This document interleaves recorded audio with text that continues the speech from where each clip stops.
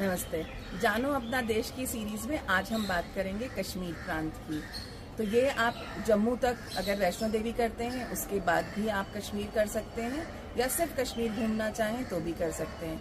कश्मीर पहुंचने के लिए आप बाय फ्लाइट पहुंच सकते हैं जम्मू एयरपोर्ट तक या श्रीनगर एयरपोर्ट तक। बाय रोड भी आप जम्मू तक जा सकते हैं या बाय रोड आप श्रीनगर तक भी जा सकते हैं, और बाय ट्रेन भी आप जम्मू तक पहुंच सकते हो। और अब ट्रेन लाइन भी शुरू होने वाली है जो अगले सीजन तक शुरू हो जाएगी, तो आप ट्रेन से भी श्रीनगर तक जा पाएंगे। एक बार आप जब श्रीनगर पहुंच गए तो वहाँ कम से कम आपको 4 दिन 5 दिन का समय पूरा कश्मीर घूमने के लिए निकालना चाहिए। ज़्यादा से ज़्यादा तो 2 हफ्ता भी कम है। इतना सुंदर है हमारे देश के हर प्रांत, और कश्मीर तो सच में ही एक जन्नत की तरह है। It is a paradise. सब कुछ वहाँ खूबसूरत है, जहाँ आप नज़र दिखाओगे वो सुंदर है।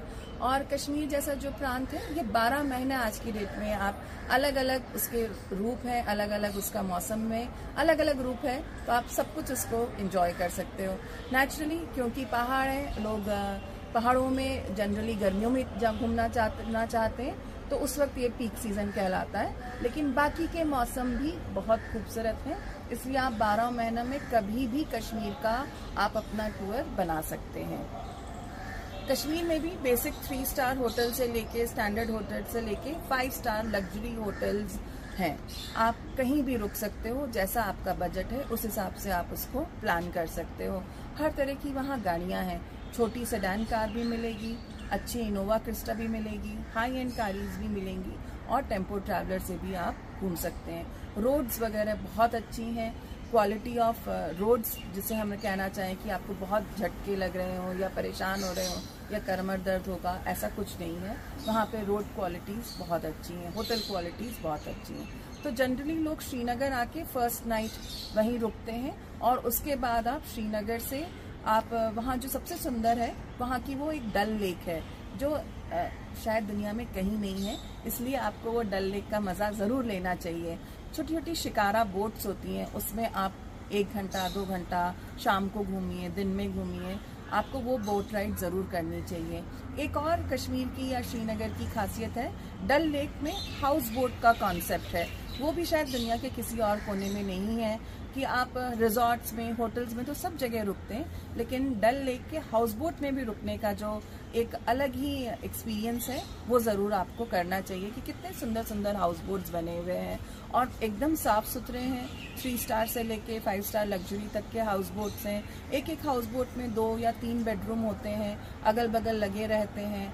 अच्छा आपको खाना मिलेगा, वेजिटेरियन भी है, नॉन वेजिटेरियन फूड भी मिलेगा और जैन फूड भी मिलेगा। तो जब भी आप कश्मीर प्लान करें, अपने हाउस बोट में रुकने का एक एक्सपीरियंस तो आपको लेना चाहिए। उसके बाद 3 या 4 इम्पॉर्टेंट शहर हैं जो अपार्ट फ्रॉम श्रीनगर आप देख सकते हैं। श्रीनगर में क्या क्या है ये मैं आपको फिर से और आगे बताऊंगी।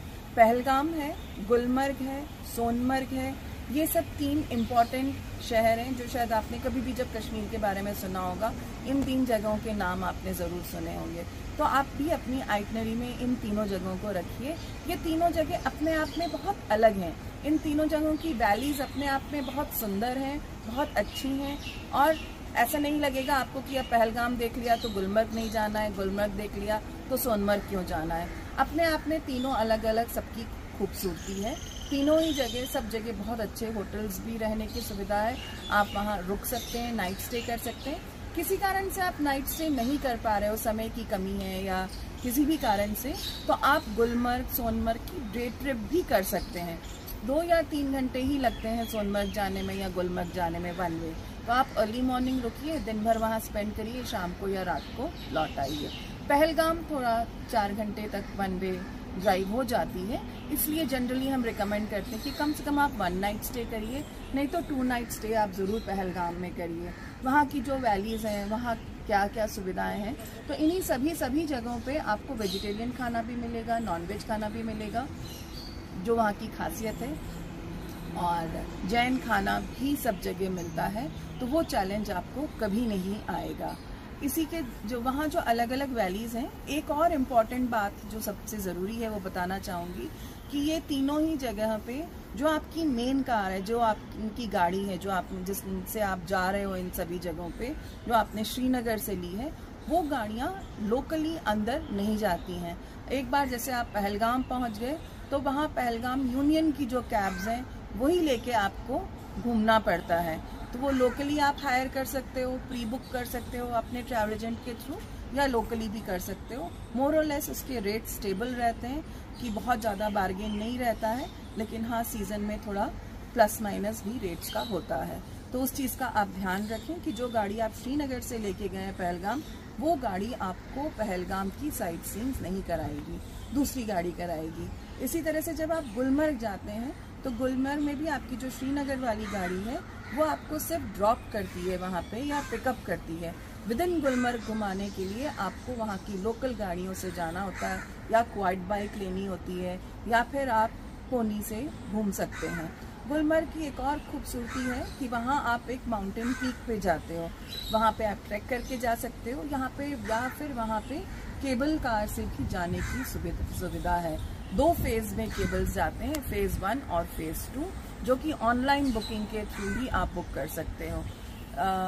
जब आप फेज़ 1 जाते हो तो वहाँ पे आपको स्नो मिलती है, लोग जनरली स्नो देखने चाहते हैं, या किसी कारण से फेज़ 1 पे स्नो नहीं मिली तो आप फेज़ 2 पे भी जा सकते हो। वहाँ पे ऑक्सीजन कम हो जाता है क्योंकि आप इतनी ऊंचाई पे रहते हो, तो आप ज़्यादा समय वहाँ पे व्यतीत नहीं करते हो और फिर आप वापस फेज़ 1 पे आ जाते हो या वापस नीचे आ जाते हो। किसी कारण से अगर आपको केबल कार नहीं बुक कर पाया, प्री बुक नहीं हो पाई है, तो भी गुलमर्ग इतना सुंदर है कि आप उसको जब घूमेंगे, आप वॉक करके घूमिए, क्वाड बाइक ले लीजिए, पोनी ले लीजिए, या लोकल गाड़ियों से जब आप वहाँ घूमेंगे तब आपको एहसास होगा कि सच में गुलमर्ग कितना सुंदर है। तो मिनिमम 1 नाइट आप गुलमर्ग में रुकिए, डे ट्रिप आप गुलमर्ग में करिए, और आराम से गुलमर्ग घूमना चाहते हैं तो 2 नाइट्स भी आप आराम से रुक सकते हैं। बहुत कुछ है वहाँ देखने के लिए। वहाँ के जो लोकल लोग हैं वो आपको हेल्प करेंगे, गाइड करेंगे कि किस तरह से आप कहाँ कहाँ जा सकते हो।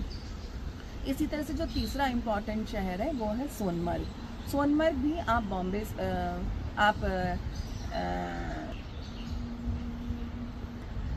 तीसरा ऐसा ही इम्पॉर्टेंट जगह है सोनमर्ग। सोनमर्ग भी आप श्रीनगर से आप जा सकते हो, 2 या 2.5 घंटे में आप 1 वे पहुँच जाते हो। जब आप वहाँ पहुँचोगे तब आपको एहसास होगा कि ये कितना सुंदर जगह है, जो गुलमर्ग से एकदम अलग था, पहलगाम से एकदम अलग था। वहाँ भी आप डे ट्रिप कर लो या वहाँ नाइट स्टे कर लो। वहाँ आपको स्नो बाइकिंग, स्नो स्कीइंग, उस तरह के भी ऑप्शंस आपको बहुत मिलेंगे। 2 वैलीज़ हैं, वहाँ भी जाने के लिए या तो आपको पोनी पालकी लेनी पड़ेगी, या उनके लोकल जो यूनियन की कैब्स हैं उससे आप 0 पॉइंट तक आप जा सकते हो। जो श्रीनगर वाली गाड़ी है वो आपको वहीं पार्किंग में ड्रॉप कर देगी, वहाँ आप दिन भर स्पेंड टाइम करिए और फिर उसी गाड़ी से आप वापस श्रीनगर आ जाइए, सेम डे इवनिंग या नेक्स्ट डे इवनिंग। ये जर्नी आपकी बहुत खूबसूरत रहती है। तो जनरली 4 नाइट 5 डेज़ का आप बेसिक कश्मीर का पैकेज बना सकते हो, या आप 5 नाइट 6 डेज़ का कर सकते हो। और जितना ज़्यादा करोगे उतनी अलग अलग चीज़ें आपको देखने को मिलेंगी। अलग अलग वैलीज़ हैं, लेक्स हैं, वाटरफॉल्स हैं। जब आप श्रीनगर आते हो तो सपोज़ आपकी फ़्लाइट या आपकी ट्रेन शाम को है, या रोड से आप निकल रहे हो तो शाम को है या अगले दिन है, तो आप श्रीनगर में भी बहुत कुछ है देखने के लिए। सबसे सुंदर तो वहाँ के मुगल गार्डन्स हैं जो आपको ज़रूर देखना चाहिए।